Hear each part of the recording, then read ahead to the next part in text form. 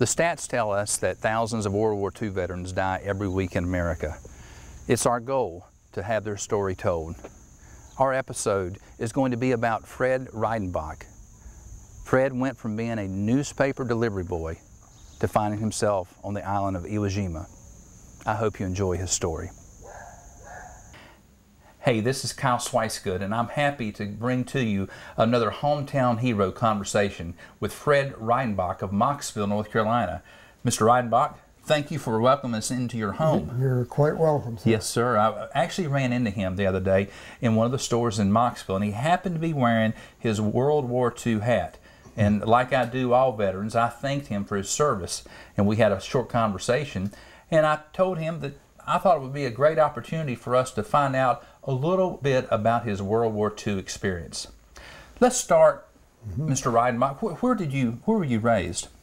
I was raised in Rochester, New York. Is that right? So, at the end of the 1930s, 1940, how old were you? I was 22 when I enlisted. Okay. Do you remember where you were when Pearl Harbor was attacked? I was peddling papers. You were peddling papers, yes, sir, is that at right? The Rochester Times-Union. Oh, so you found out about it by reading the paper? Well, just by the extra that I was carrying, yeah. What was it like to be a young man and to find out that somewhere across the Pacific Ocean at an island that the United States had an interest in, what was it like to find out that the world was coming to war? Well, it was rather shocking at the beginning, but, you know, like anything else, it grows on you and you become adapted to it. So you enlisted, is what you told me, okay? Where did you go to basic training? Parris Island, South Carolina. Well, I guess real quickly, we just identified that you're a Marine. Yeah. A proud Marine. A proud Marine, I might add. Yes, sir. You got it. What was Parris Island like back in that time? Sandy. Was it? Yeah, we marched in close order drill in sand, and it was hot. Was it? Yeah. So, unbearable at times. Do you remember, what year were you in basic training? 42. In 1942. 42. So you went to Parris Island and you became a private in the Marine Corps. Yes, sir. What happened after that?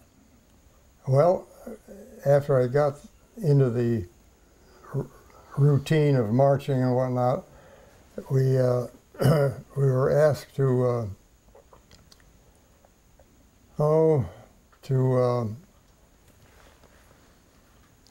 find out just what we were suited for. And in my case, it was radio school, because of the fact that I could differentiate between dots and dashes. That simple. Only two of us out of the platoon were chosen. And I went to radio school, and I could copy Morse code at 25 words a minute. I could have gone to high-speed school if I knew how to type. I didn't know how to type. That would have been a different ball game. But it worked out good. So after they determined what your skill set was, where did you go after basic training? We went to Camp Lejeune, which had just opened up.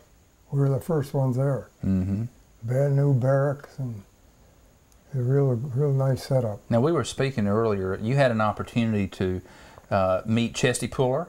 Yes. Who is a famous Marine from that era. Absolutely. Yeah. So you went to Camp Lejeune, and that was more training, I presume? Yes. Did you know where you were heading when you were at Camp Lejeune? Did you know that you were going to end up in the Pacific? Not until we got to California. After radio school and all the basic stuff, we were shipped across the country in troop sleepers and in Camp Pendleton. So it was, I'm curious, that was a train ride from Camp Lejeune to Camp Pendleton? Long and arduous. Was it really? And I presume they weren't air-conditioned sleeping quarters, were they? They couldn't even spell it then. No. That wasn't part of it. Yeah. So you get over to Camp Pendleton there in California, and that's when you learn about your orders that you're going to be shipping off to the Pacific. After much more training, yeah.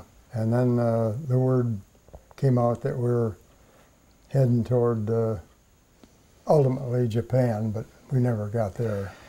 I've asked this question to a number of veterans, and I want to ask you the same question. You know, it's been many years since that time. The Japanese had attacked Pearl Harbor. Yes. At that time, what was your opinion of the Japanese? Oh, definitely negative, yeah. Everybody was dead set against killing Japs, you know. That was the credo. But there's a long time between, you know, training.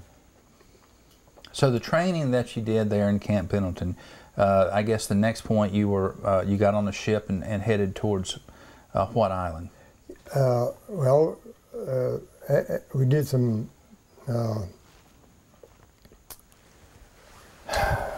What am I trying to say? In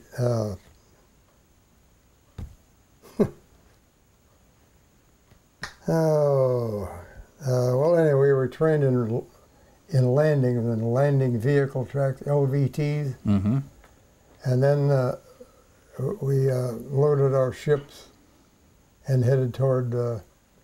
Well, actually, we went to Pearl Harbor first, and then from there on, we were assigned to Maui, where there was a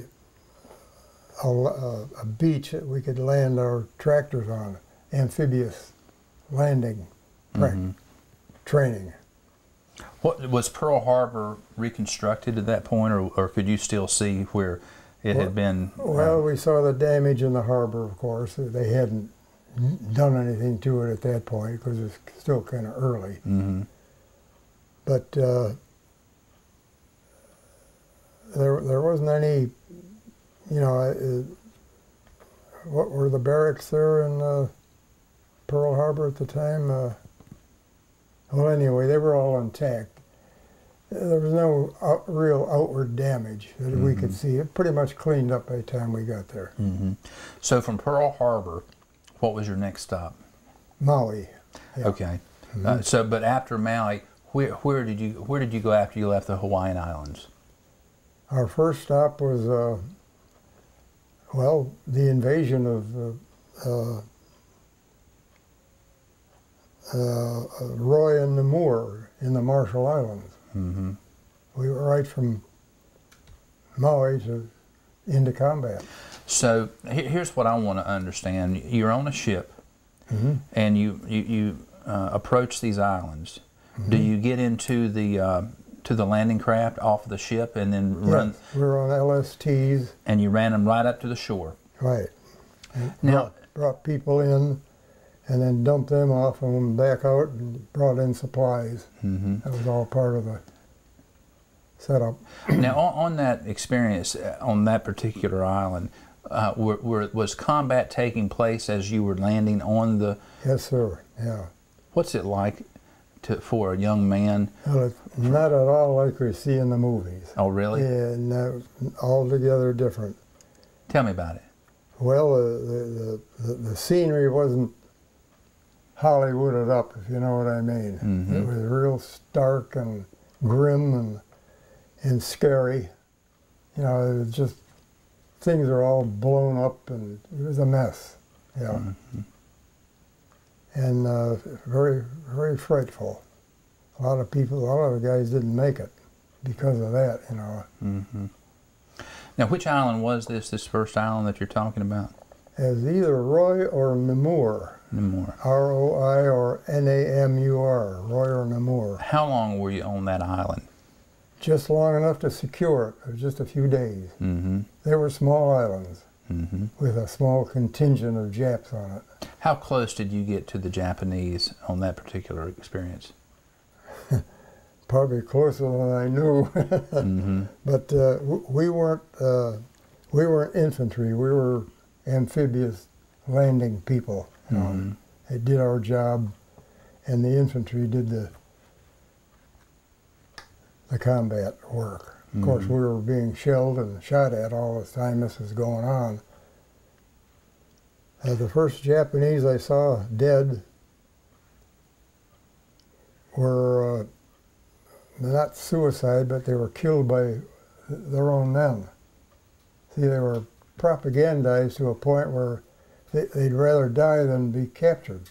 Mm-hmm. That was the mindset of the Japanese at the time. Mm-hmm. So they shot themselves or had somebody shoot them, and that was it. So when you left that island, what was your next stop? Back to Maui. You went back to Maui? Yes, sir. And was that, I guess that was a respite. Well, it was another further training session. Mm-hmm. Yeah. Was it intense training? At times, yes. Mm-hmm. Yeah. Mm-hmm. We were rearmed and re-equipped with all new stuff. And they were preparing you for what next?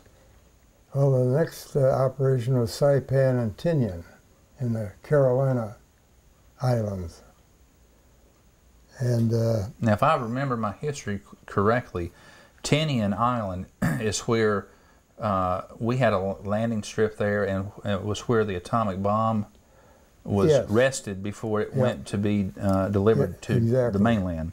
Right, that's where they... So that was before. That, I mean, actually, that happened after you went to Tinian.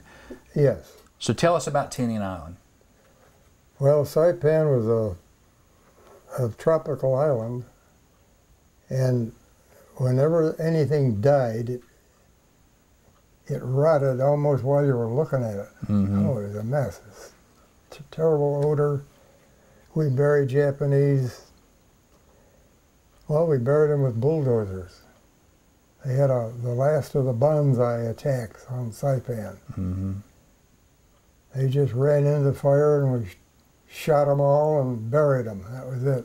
Fully equipped. It was wasteful, like war. Mm-hmm. What is the emotional toll on a young man who comes from Rochester, New York, and is placed into the gut of war? Well, it's a little bit hard to explain, but it was different. You know, it was a whole new ball game. You were out there with your life on the line, and you did everything you could to preserve it and still do your duty, you know. But being from a well-adjusted home, I took it in stride. Mm-hmm. A lot of the guys just cracked up and took off or whatever, you know. Was it hard to sleep at night? It was at the beginning, because you knew the enemy was near. Of course, there were times in combat where we didn't get to bed for 2 or 3 days, 4 days at a time. Mm-hmm. And that raised hell with you. Mm-hmm. Yeah. Which island did you experience the worst combat situation? I would say it would be Iwo, because they were dug in 30, 40 feet in the ground, and the only time they'd come out was at night when they wouldn't be seen. But the Navy kept the place well lit with flares. Mm-hmm. They're 5-inch shells, and they'd shoot them up in the air and it'd come down slowly, and they never let the island get dark. They kept that routine up all during the night hours. Mm-hmm.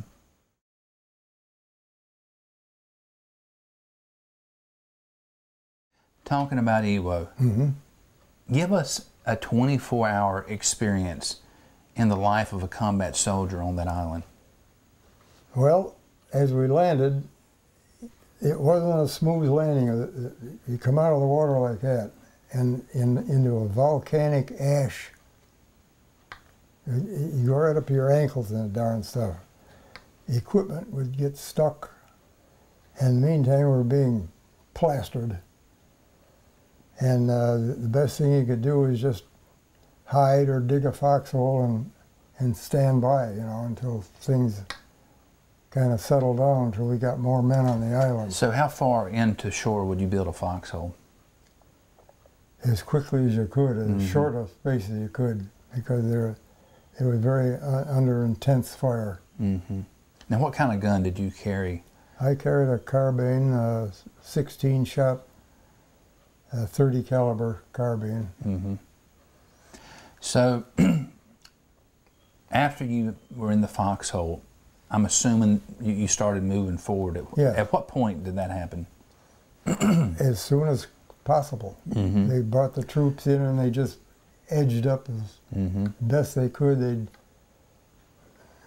move up and try not to get shot and dig another hole, and the next bunch would come up. And it was harrowing. Very sensitive question, and I'd like to ask it. You said that you were being fired at. It's obviously 2012. You were not hit. Right, it's close, but no hit. What about people around you? Did you see people close by you? Yes, die, yeah, or get hit, yeah, many. Yeah, and the corpsmen were busy. You know, it was quite an experience, one I don't want to do again, but I'm glad I was young when I did it, you know.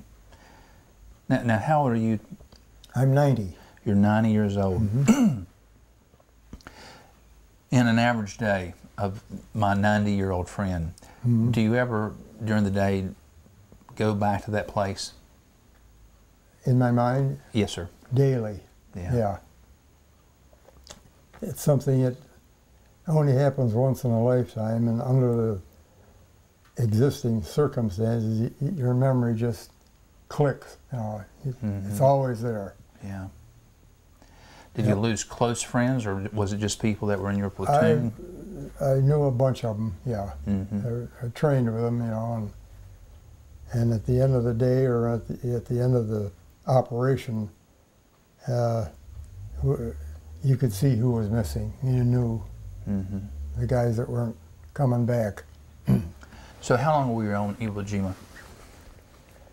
Iwo was supposed to have been a five-day operation, and it took 25. They were so dug in, and they were so difficult to fight that they had to. They didn't advance by feet or any great distance, all by footage or yardage.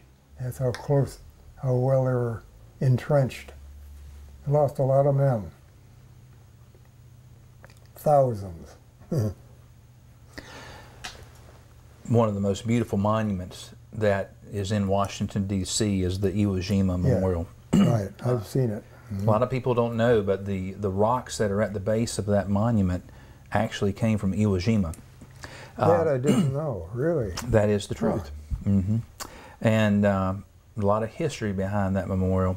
Were you there when that photograph was taken? I was about 500 yards offshore in a PC boat, a patrol craft. That was a radio headquarters for the landing. And I walked out on the deck and looked at Suribachi, and I said, oh, you know, nothing's going on. I went back in to do something, and come back out and the flag was up. I said, oh boy, they got Suribachi. But that was a snap compared to the rest of the island. That's where Basilone was killed. How do you look at the flag today when you see it? The flag? When you see the American flag, tell me what comes into your mind. Glory, freedom.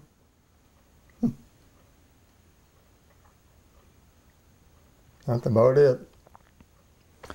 Well, I want to tell you, I admire what you have done in your life. Well, thank you for that. When I saw your hat, I didn't know what your story was, but I know every World War II veteran has a story. Every person has a story, exactly.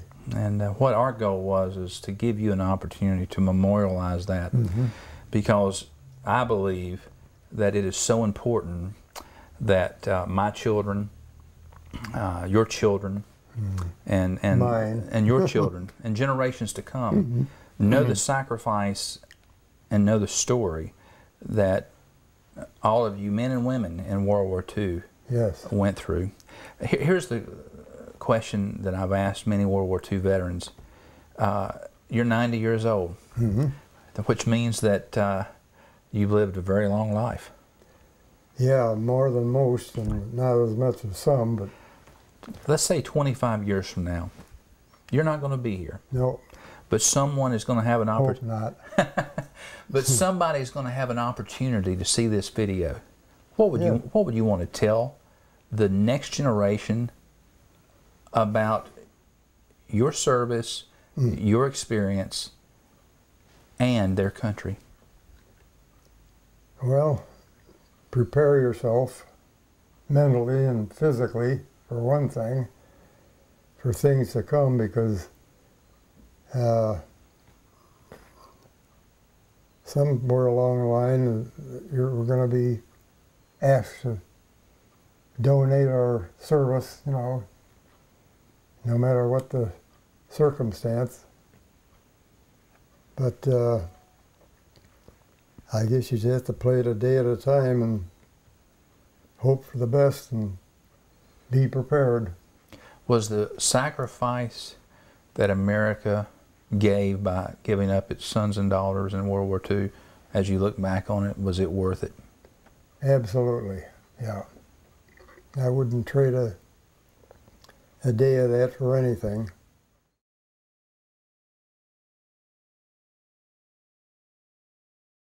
I've asked this question to many World War II veterans, and I'd like to hear your opinion. It's a controversial question for a lot of the youth of this generation. Yes. The atomic bomb. Was it the right thing to do? I think so, because had we not, we would have had to invade Japan, and we'd have lost 500,000 men.